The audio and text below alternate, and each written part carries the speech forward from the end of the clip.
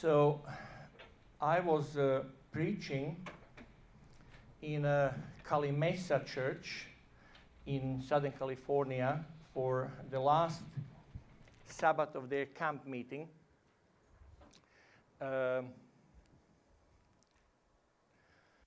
Just 3 weeks ago. And the theme that we have been given by the senior pastor was Micah 6:8. And so we preached 3 sermons on 3 Sabbaths on Micah 6:8. You know the text, I hope. Act justly, love mercy, and walk humbly with your Lord. 3 Sabbaths on the same verse. And I was the kind of, final act in this 3 professors from School of Religion, Loma Linda University program. Now, the church looked very different than the group here today, because it was, I would reckon, 99.5% white.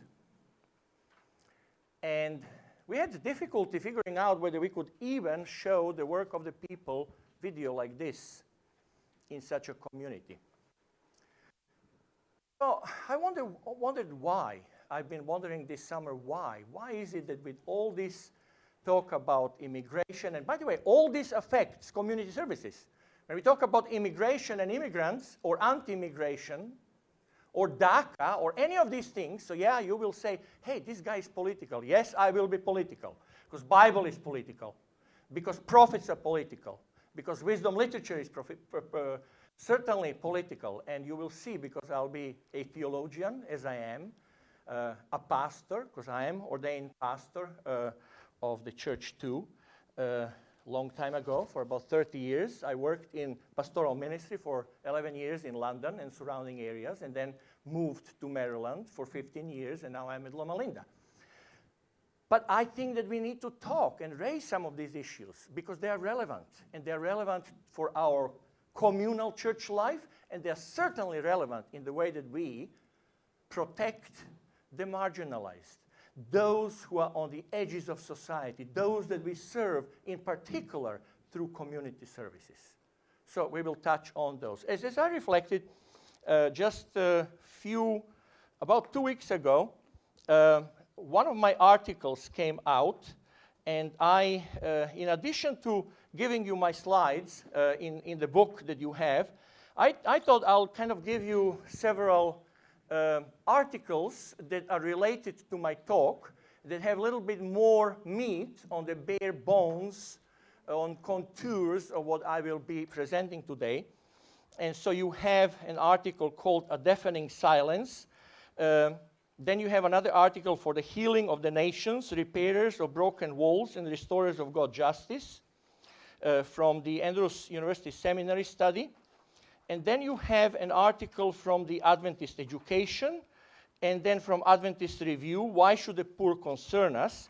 And then the last article just came out in the Rocky Mountain Conference magazine, and I want to actually share with you part of that article, because I've been reflecting on these issues that I just raised, and I have been raising those issues with the church for a long, long time. My book that was published, that San Juan did not mention, is called The Silent Church, Human Rights and Adventist Social Ethics. It's a very expensive book because it's published by British Macmillan Press, and here in New York by St. Martin's Academic Press. And so, I don't advise you to go and buy it, because it's, sometimes around $100. But those articles are free for you, and they come out of my reflections over the years after the initial book has been published. And so a silent church, and I argued in it that we have been too many times silent on issues of justice, on issues of racism and genderism, women's role, and poverty. These are the chapters in my book, each one of them, and how historically we have dealt or not dealt with. Okay, you're not finding yet, somewhere 2/3 down the road from your book, this article, A Deafening Silence, just came out 2 weeks ago. in Rocky Mountain Views, summer 2017. And I want to share with you my reflections that come over the years and that have been, again, just recently published. Did you find it?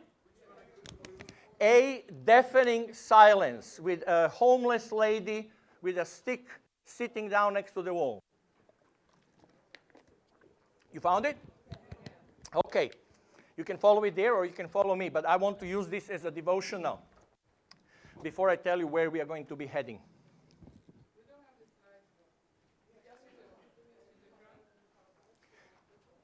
Just go further and you will find it.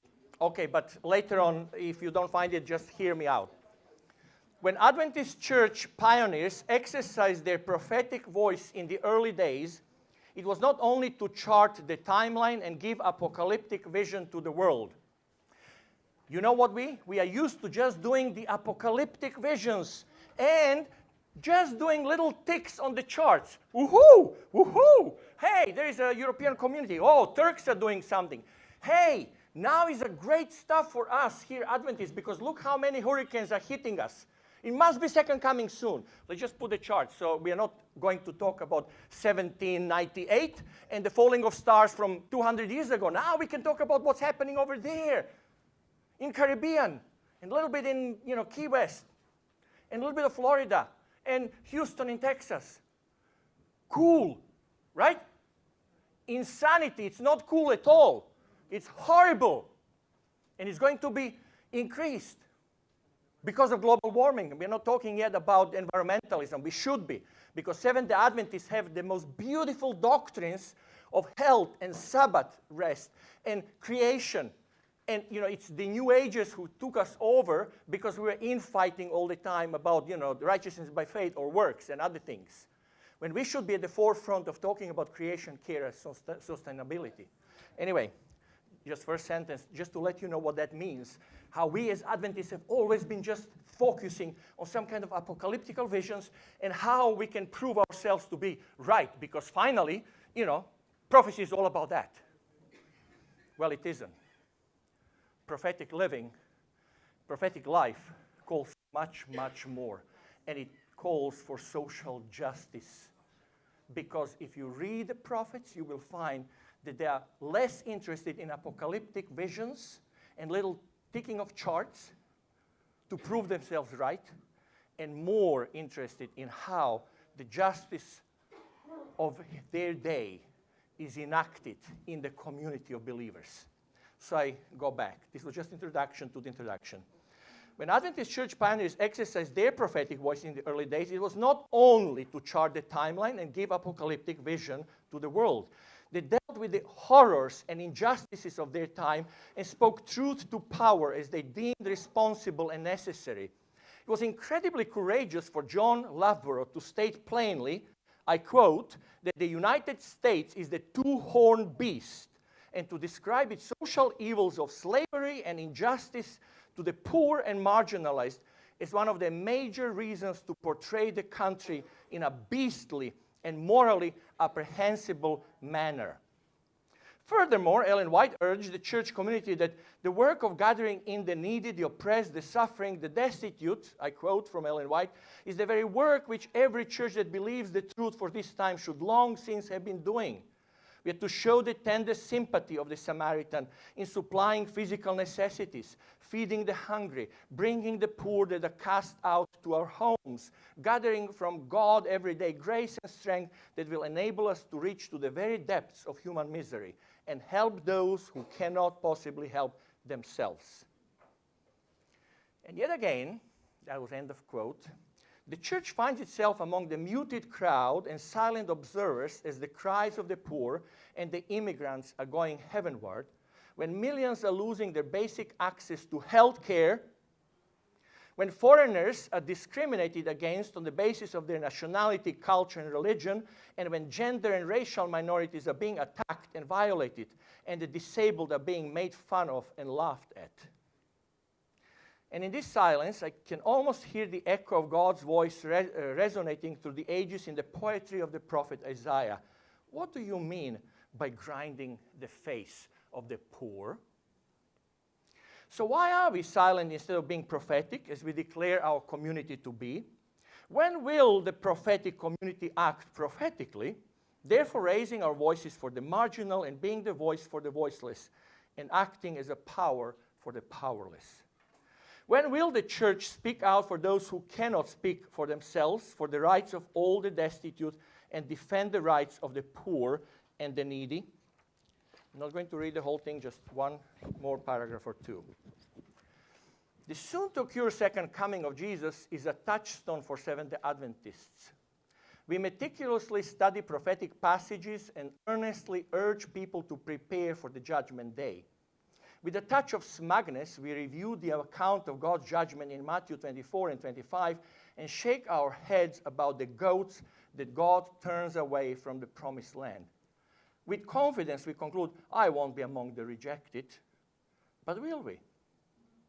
Unfortunately, many will. And it will be those who fail to see Christ in the alien in our land, and the refugee, the hungry, and poor. As Edward J. Brady concludes, such Christians are theologically underdeveloped and ethically insensitive. They are as ignorant as those who ask, when, Lord, did we see you hungry and didn't feed you? Lord, when did we see you thirsty and didn't offer you a drink? And their failure to see the needs of the less fortunate affects their relationship with a God who does. The people of God grow weak as they fail to hear the cry of the poor, rightly suggests James Smith in his book, A Heart for the Poor. For if we fail to hear that cry, we are failing to understand the nature of God, and consequently we are unable to live in his power. Anyway, I won't further bore you with this or any other article, but they're there for you, for your reflection, and maybe to embellish a little bit more of what I am hoping to share with you today. Now, how do I come to this topic? In 1988, I started my ministry in September, and it was to New Gallery Church, Central London Church, which was at that point not at Marble Arch, but actually in Regent Street between the Oxford and Piccadilly Circus, at the very heart of the metropolitan area of London. I took on the task as a young pastor, and I commuted from Twickenham area. Those of you who went to rugby would know Twickenham Stadium. That's where we took on residency. I was 1 year pastoring in New Gallery Church in Central London, and then was transferred to Wimbledon, where I was pastoring later on, and then went to have my own churches, and then came back to finish as a senior pastor at Wimbledon before I moved to the United States. Moments when I took on ministry in a city were interesting because I would prepare family life seminars, stop smoking seminars, and really the evangelistic campaigns on the second coming of Christ and the Sabbath and all the kind of doctrines of the Daniel and Revelation prophecies. And I've noticed that when we publish those evangelistic kind of brochures, 40,000, 50,000 brochures, not one single person usually would show up at our meetings. Colorful, with beasts, scary.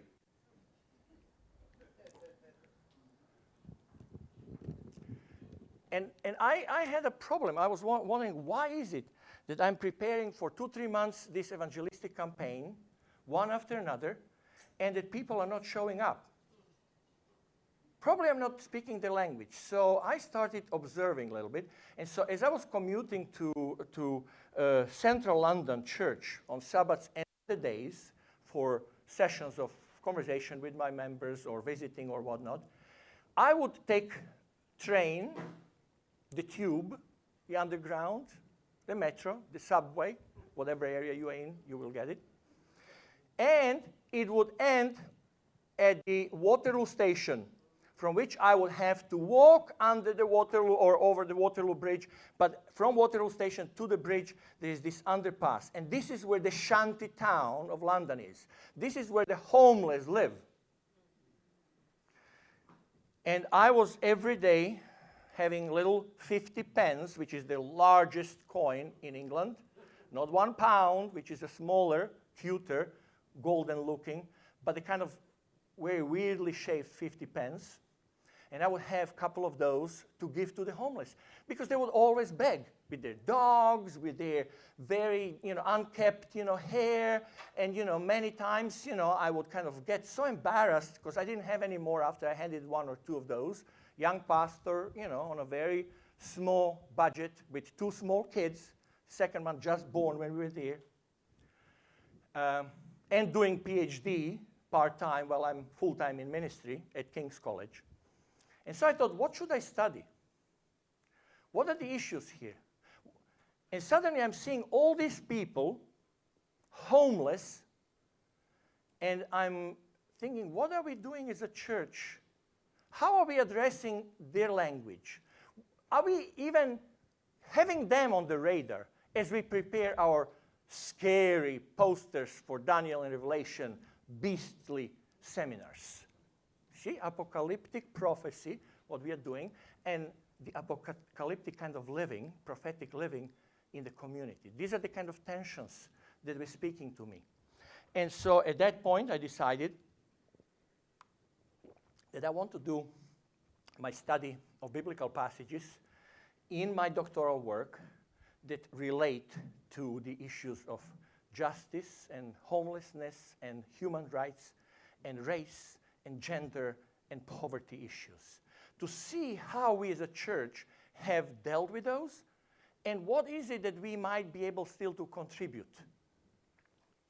At that time, Phil Collins came up with a song which he later won an Oscar for, called Another Day in Paradise. And I have no idea what's going on here, but I want to actually play at least a portion of that, as long as my sound comes on.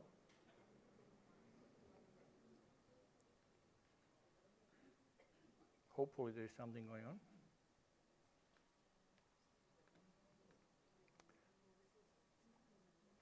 All right.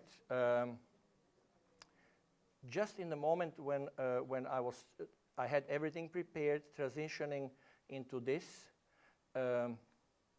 something happened with the connectivity, and it lost that connection. So I'll play it from here. That's all right. Will I? Will I play it from here? Oh yeah. All right. Good. Good. Put back words on.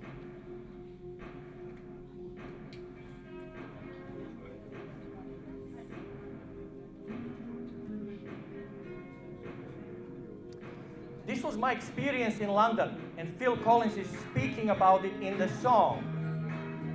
And my church, local and maybe global, was not doing much about the experiences that I'm seeing on the street every day. So that was my experience, and I learned it from Phil Collins.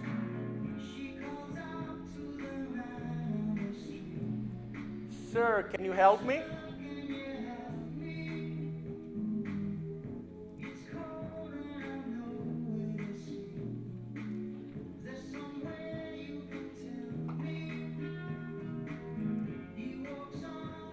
Me.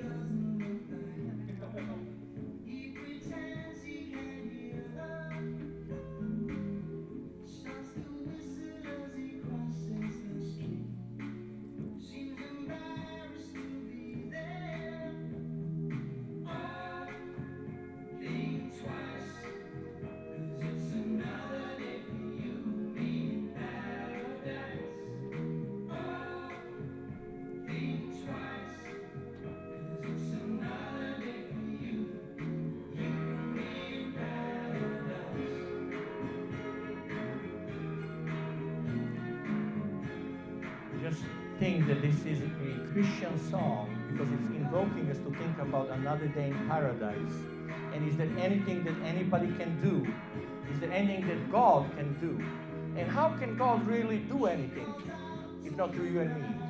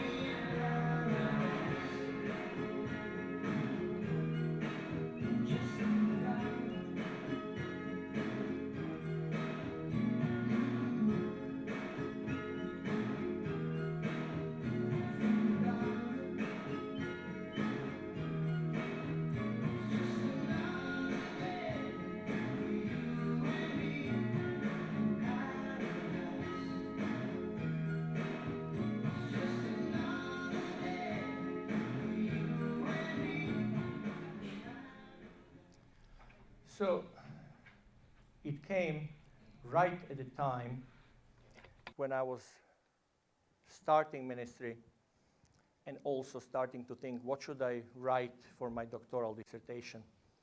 And it challenged me sufficiently enough to see the need to explore that area of my Seventh-day Adventist faith and to note good things, such as incredible powers of individuals who met in communities like they did for establishing Dorcas Society and establishing community services and establishing SAVs and eventually ADRA. But also how at times we also failed to do good ministry and how that tension continues to exist between, on one hand, evangelism proper, or the old-fashioned evangelism, and the mission that the church can have enlarged, widened, deepened by doing the ministry that we are invited to do. And so as I reflected over the years, both in my doctoral work and later on as I continue publishing on these issues, I see that there is there are cycles of the need to rethink again, and this recent cycle of last 12, 18 months has been yet another impetus to think very carefully together as a church, as a community. Because at times, through the history of the church, we have been engaged, and at other times, unfortunately, we have not been sufficiently engaged with the world that we are supposed to serve.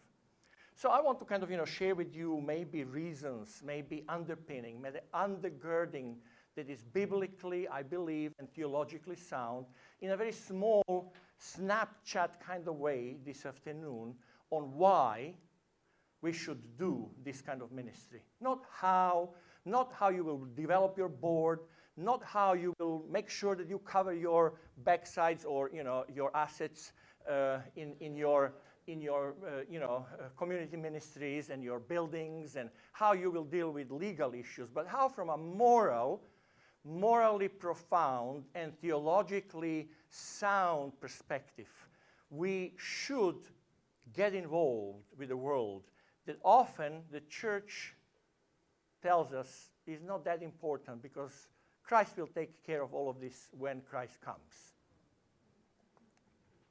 One of the objections that has come very early on with Joseph Bates, for example, when he was involved in temperance and anti-abolitionist movement, and then turned to Seventh Adventism and was asked, why are you doing less and less of this? He said, well, this is one of those things, Christ will take care of it.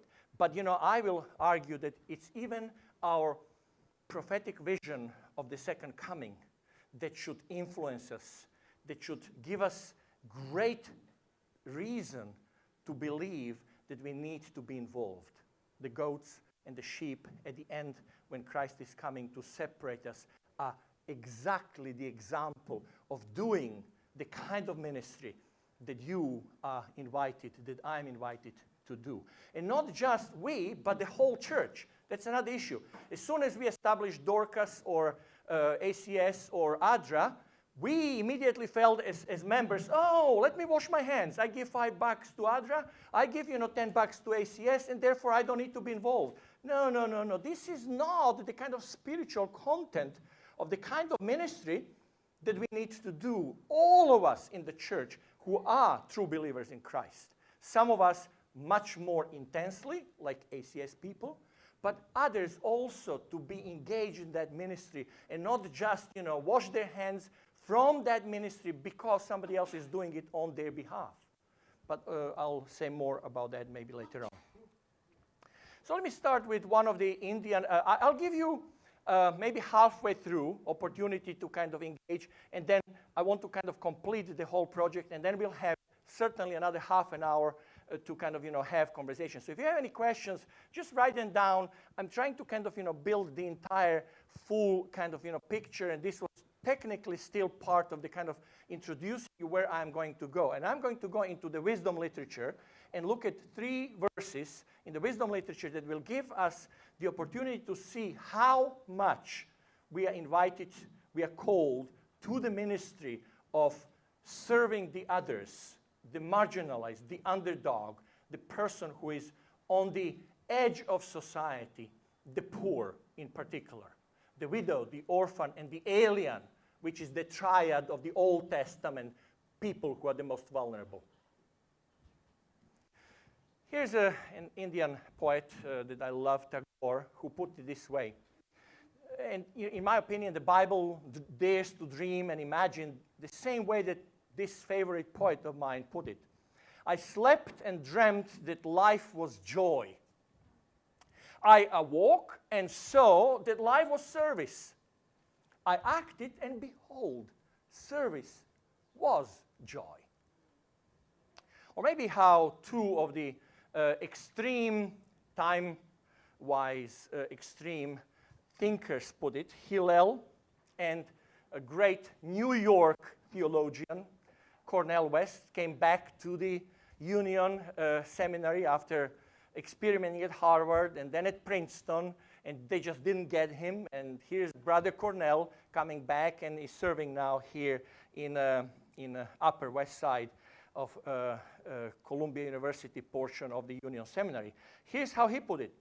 A rich life is fundamentally a life of serving others, trying to leave the world a little better than you found it. Here's how 2,000 years ago Rabbi Hillel put it. If I am for myself, if I am not for myself, who will be for me?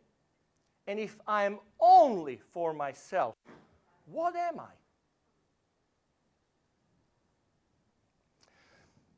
This theme continually goes through the Bible and is a theme of justice. And sometimes justice is connected to human rights, so my studies in human rights are helpful to that. But it is more than that, because biblical justice is not kind of retributive justice that we sometimes assume in the kind of modern times in the West.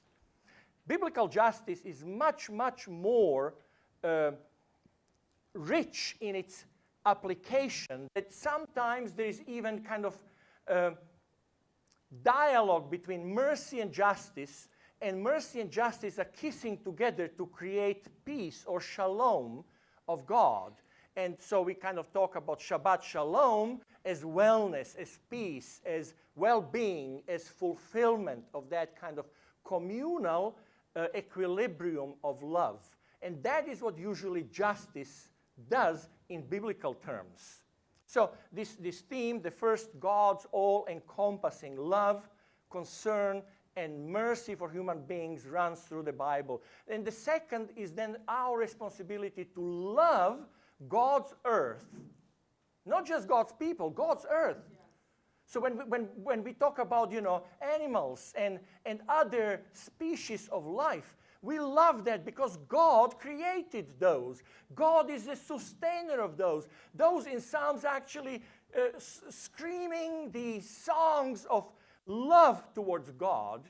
The trees and the nature sings the praises to God. So we are there in our responsibility to love God's earth and also to love and to care for each other. That phrase, each other, in New Testament is continuous. Care for the people.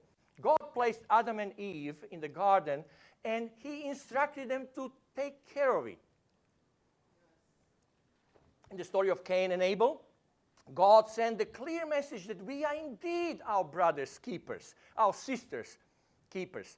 And in the tradition of the Exodus from Egypt, we learn of God's compassionate response to misery and oppression and slavery. God's law not only calls for individual piety, but also for a communal responsibility for the well-being of all, to seek the common good in the world in which we live. So, who are the poor today? Well, here are maybe a little bit outdated, but recent decades of studies, books on the poverty in today's world, and in particular, poverty in America.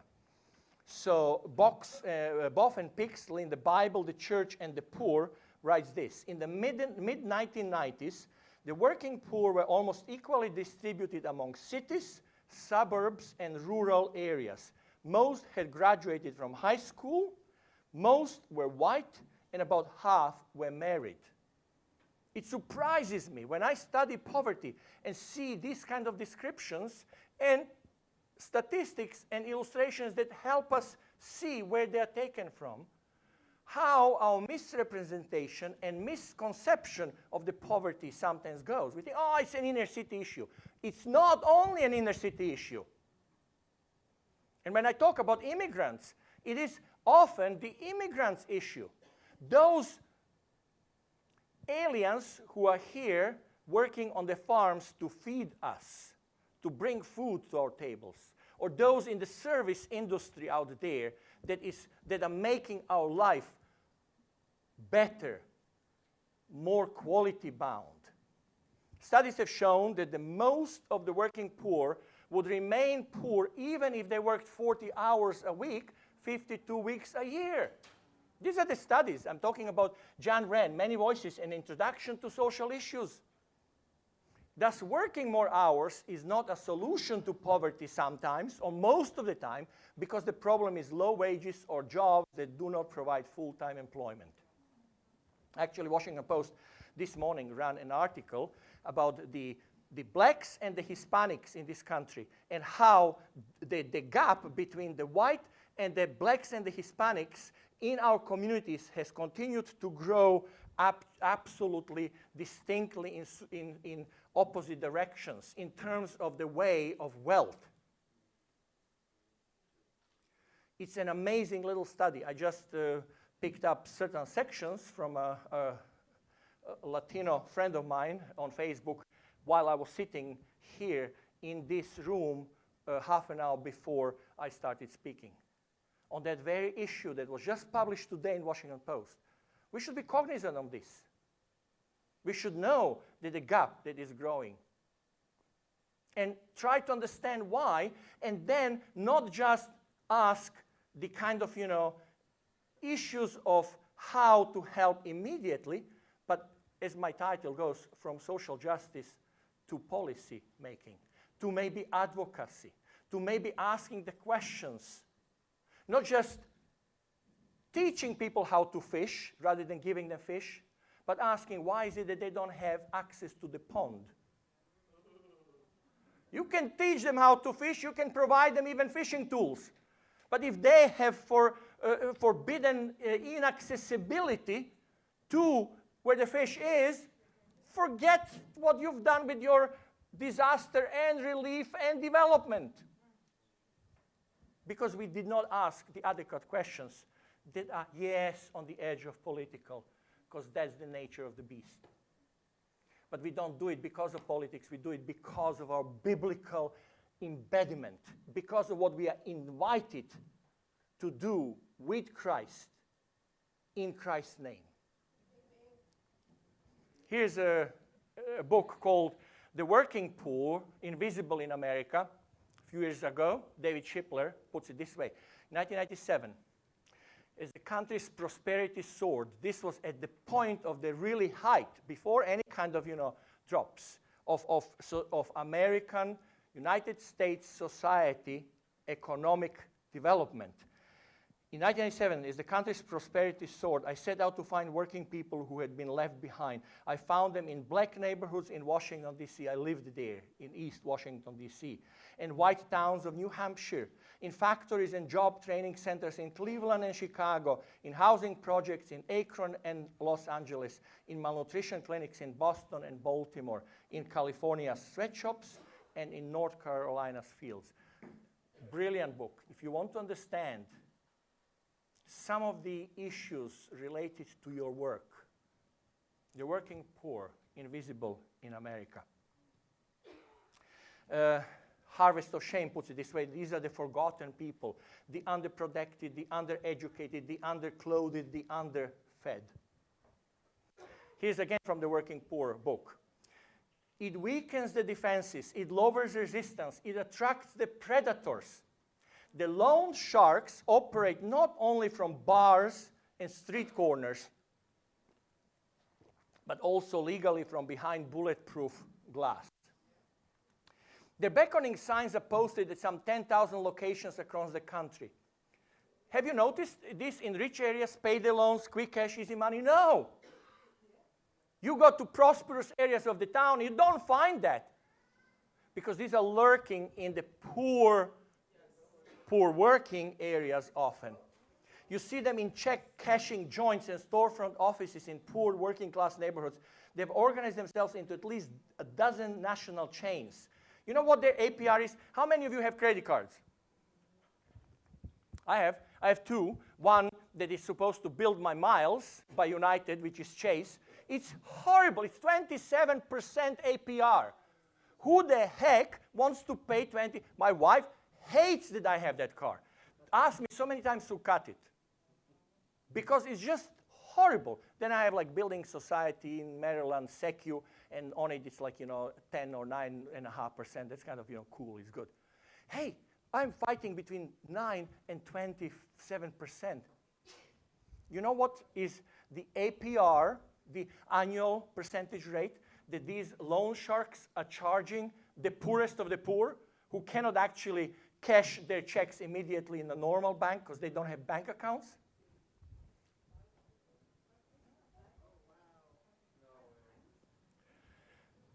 Check it out. This is not me. This is from the book that actually has footnotes.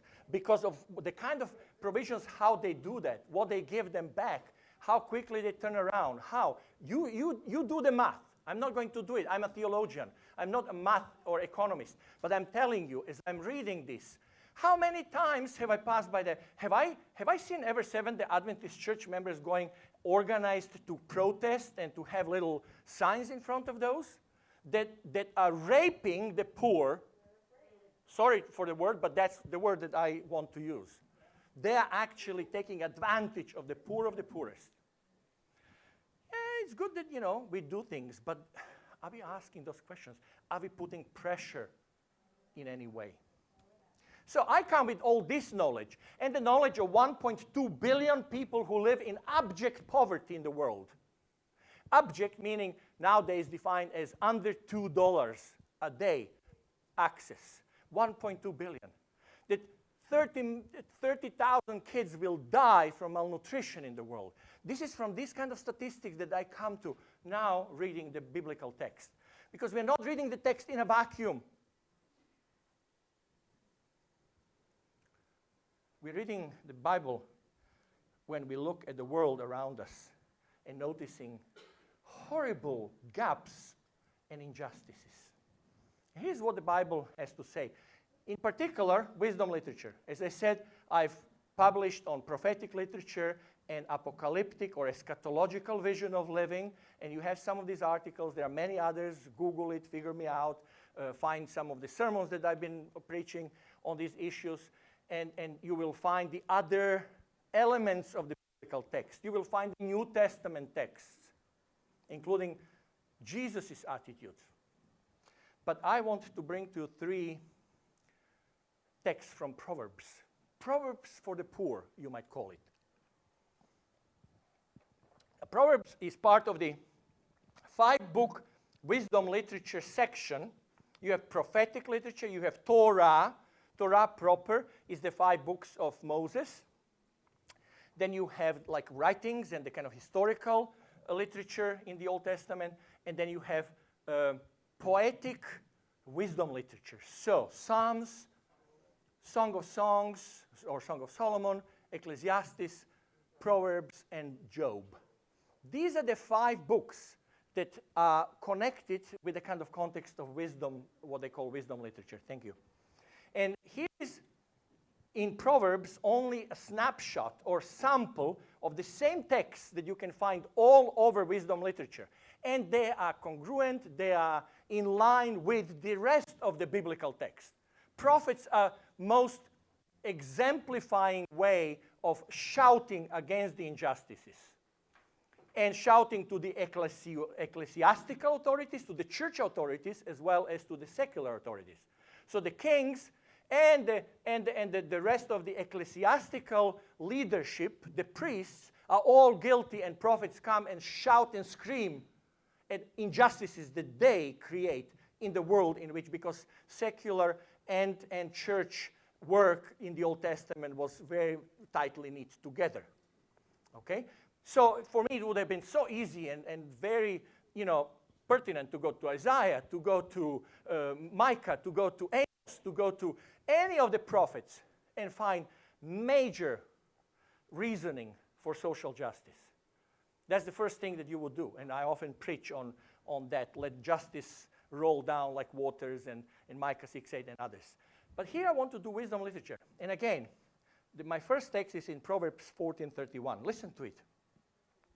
Whoever oppresses the poor shows contempt for their maker, but whoever is kind to the needy honors God.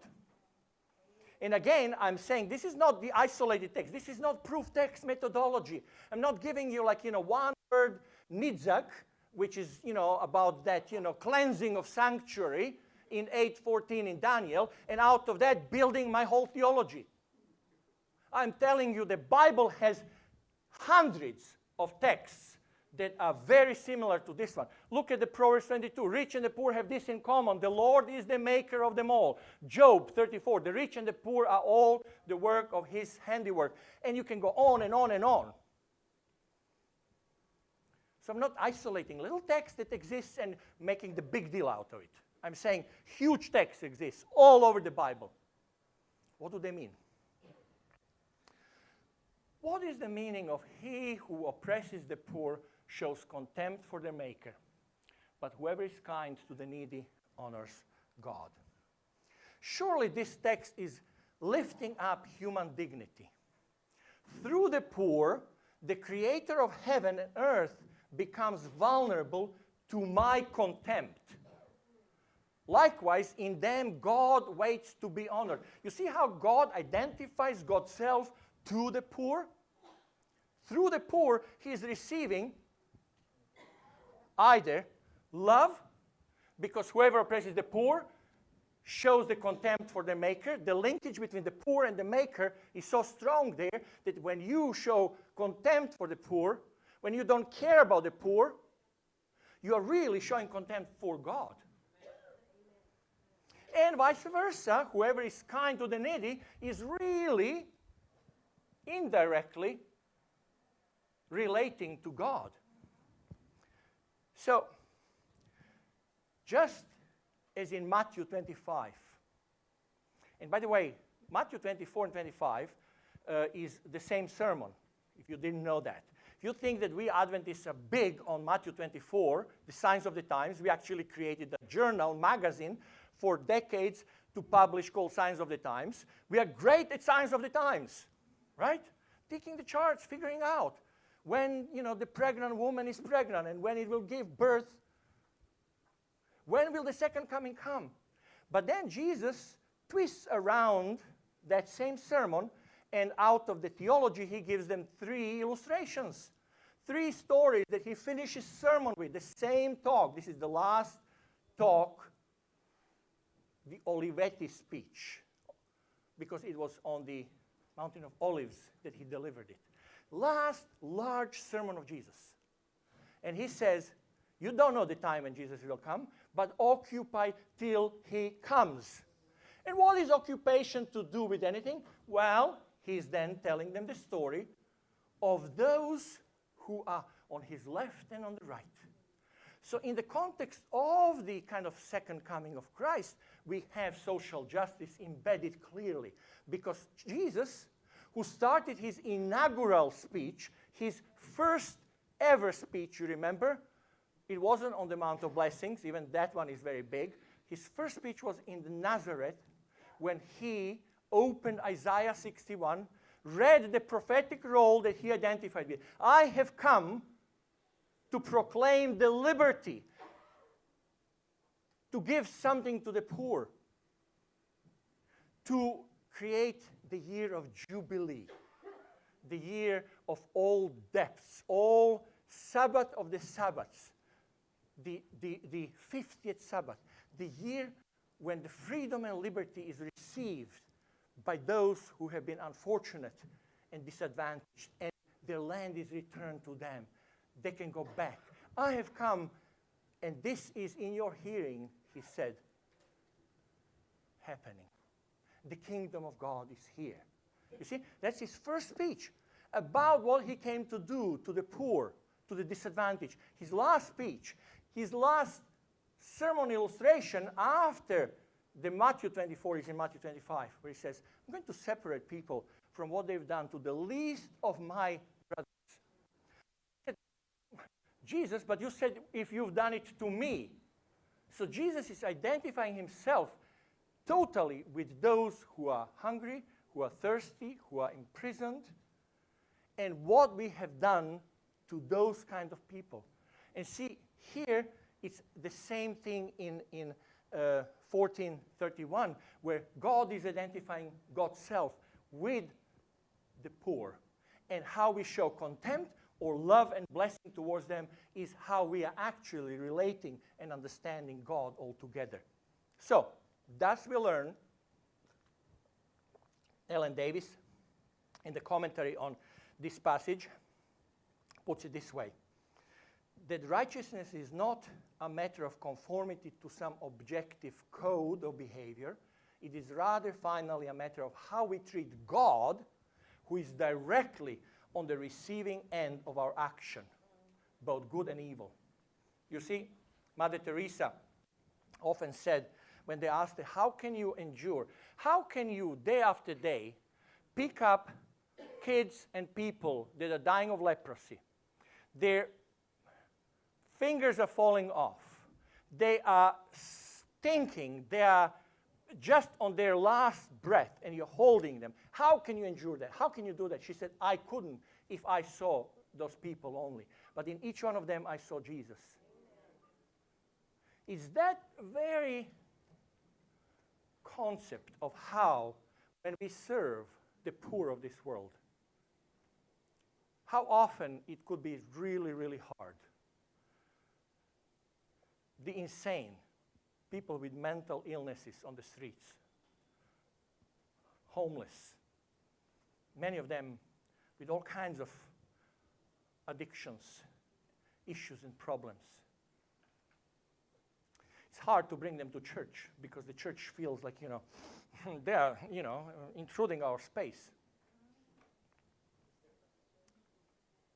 But if we saw in them, each one of them, Jesus, how would that change our community's attitude towards those people? In Bromley Church, where I was pastoring for about 3-4 years in England. Actually, no, this was in Chatham Church. Bromley and Chatham were a district, and I was just building Bromley Church, making it the cornerstone church. We bought a building. That's another story. They had, for 40 years, collected money. They were an incredible group, community of people that loved each other, but they were just, happy with each other. They really were not happy to grow too much. There was like 70 of them, all of them professional engineers, a judge, concert pianist, rich. And they had so much money they collected for the church, but nobody really wanted to do the church. So I kind of came and in enthusiasm and foolishness, thinking that that would be really great for them because they collected for over 30 years this money and they had enough. I kind of brought them church, but that means that suddenly they started growing and expanding, and all kinds of people were coming in, and they were kind of a little bit that's what they were afraid of for 30 years. Anyway, Bromley, now the cornerstone, and Chatham with the district. In Chatham Church one Sabbath, a homeless, stinking man came in at the end of the service and was asking if we could kind of help him to take him, to give him some money to go on a train to see his daughter about 45 minutes out of towards Dover. And what shocked me, I was still fairly young in ministry. I was in my late 20s. What shocked me is that the church decided that they want to have in the vestry, in the little room beside where pastor gets ready to go on the platform to preach. This is after service, a kind of board meeting to decide what they're going to do with the guy. All right? The guy's out there, and we are 25, 30 minutes like having, a board session to know what to do. Well, if we give him, if we help him now and give him money, whatever, then, we'll be opening up the church to, next week, another 5 coming in, and we don't know about this. I mean, there are all kinds of things. I'm thinking, how did I fail not preaching anything relevant to this situation to those people? I'm doing my PhD in social justice, and I'm preaching on those issues, and these people know how I feel, and they're actually meeting here for 25 minutes. It was just so embarrassing. In the meantime, actually, there was a wonderful, lady who just didn't care about any board meetings. That was ridiculous to her and to me too, but, I was pastor, I had to kind of, lead the board meeting, right? And she just took the guy to eat somewhere, I don't know, McDonald's, wherever, nearby. And then she took him to the station and bought him the ticket and sent him on his way. Amen. Like, what's wrong with us? Amen. And I wonder if we saw Jesus in this fellow, would we act this way?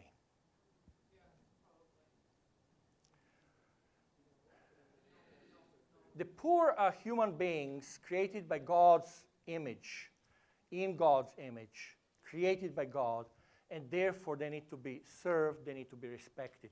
You see, they're human beings just like you and me. Amen. There's no difference between me and anyone else in this world. The only, in human terms, the only problem is when we dehumanize people. You know that wars start always when we start dehumanizing people? When we are making them lesser than human. Whether you want to talk about black and white, whether you want to talk about Serbian and Croatian. I'm Croatian, my wife is Serbian, and we had a war in 1991. Whether you talk about the Jews and the Germans, the Übermensch, the blue-eyed Germans, whether you talk about immigrants or, Christians and Muslims, you name it. And I don't want to be now starting to create parallels that have been already created. But when we start being insensitive to these kind of issues where people are dehumanized because of their culture, nationality, language, color, or gender, or whatever, this is the first step to be able to actually then not have to have much care for them. Mexicans. Sorry, those of you who are Mexicans. But you know what I'm saying? Mexicans are teaching us the value of care and love. When they are hit, they were still sending their help or offering to Houston. While Americans, not all, but some important ones, are talking about them as rapists and this and that. That's the craziness. And when we diminish humanity of another being on whatever level or for whatever reason, this is usually the first step that we can actually end in chambers, burning them, killing them, chopping their heads, whether it's Tutsis and the others. How can we teach Christianity and in our churches they are with machetes chopping each other's? Well, we did not teach sufficiently about this level that when we do that, marginalizing people and treating them not as Jesus, we are actually mistreating Jesus, mistreating God. Second proverb that I found fascinating is in chapter 29, 7, where it says, "The righteous care about justice for the poor, but the wicked have no such concern." See, the righteous and the wicked have been often put into contradistinction in the Bible and especially in wisdom literature. So we learn about the righteous and the wicked a lot. But has that category of understanding the way that the righteous and wicked can be distinguished in the context of justice for the poor been on your radar of righteousness and wickedness? I wonder. The poor are human beings, yes, with human dignity, because God created them just as God created me and you. Another text from this previous session for a moment is, when Paul met in Athens and he talked to them about them worshiping God who created them all, that we are all God's offspring. That's the phrase that he uses. He doesn't mean that they are our brothers and sisters in Christ. We have not only responsibility to our brothers and sisters who are Christian, who have accepted Christ, because we are, because of creation, brothers and sisters. Before Christianity existed ever, God created us all as human beings. The creation precedes Christianity. Christianity comes 3,000, 4,000 years after, as God is leading his people in the kind of Israelite community. And so it's not an issue of brother and sister. They're all my brothers and sisters because of creation, and not just because of redemption. That's what he meant by, we are God's offspring, all of us. Because he was talking about the secular humanist community, polytheistic community of Athens, not even to Jewish or Christian communities. And that's something, important to remember, that our responsibility goes beyond just our brother and sister. That often has been, I've been kind of doing some lectureships and consultations and preaching for ADRA International, in Chiang Mai, in St. Gilgen, in Austria, and in recent times as they were trying to put the 3 divisions together with ADRA working, as one for Europe. And, I learned through these situations, and I'm sure that, in your communities this has never happened. There is constantly this issue, are we supposed to just, help our people, our Adventist people? Or, if we are really generous to Christians. No, our responsibility is to the entire human race, because they are our brothers and sisters in creation. So, back to 29:7, righteousness and wickedness. Bible is full of justice. Let me give you an example of what I've read in Miroslav Volf's great book, Exclusion and Embrace. Here's what he said. In 1843, General Charles Napier conquered Sindh and installed the order of British colonial rule. When British came, one of the colonial impositions they instituted was the prohibition of sati, of widows being cremated alive on their husband's funeral pyres. They were shrewd enough, this is sati tradition of Sindh, of that era. And so when the British came, they were shrewd enough to tolerate a number of native peculiarities, but not the burning of widows alive when their husbands died. The Brahmans of Sindh, however, defended sati as an age-old custom. General Napier's response was as simple as it was arrogant. My nation also has a custom. When men burn women alive, we hang them.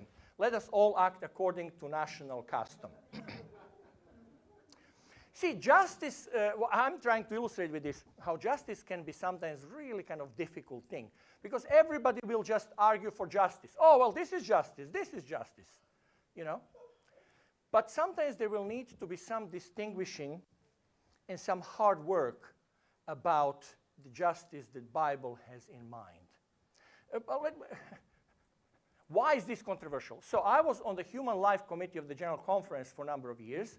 And we made few statements together as a committee, large committee, representing women and men, about 50%. And then suddenly, they came to the point of saying, why don't we make a comment, or why don't we make a statement about female genital mutilation? All right? And as soon as we started touching that subject, the committee got shut down. We were just sent home and we were told, well, there is no longer committee on human life.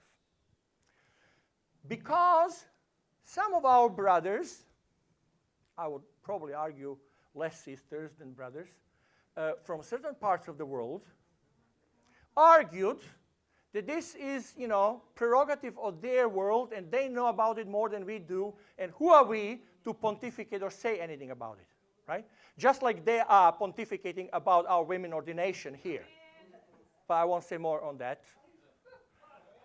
because,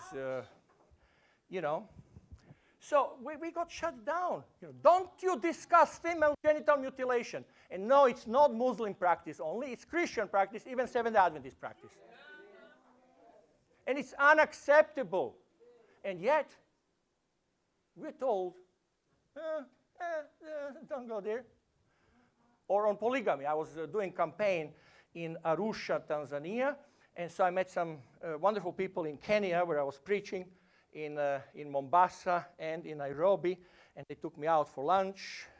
Wonderful people. One of them was a medical doctor, and then we spent all afternoon chatting. And he says, he said to me, my dad, he's a polygamist. He has 9 wives. So he's not a member, but wives are members because they're all wives of one husband. But the church, made a kind of exception for them. But he's a husband of 9 wives, so he can't be a member. All right. So the kind of peculiarities that are happening around the world, and yet they have the nerve to be saying, well,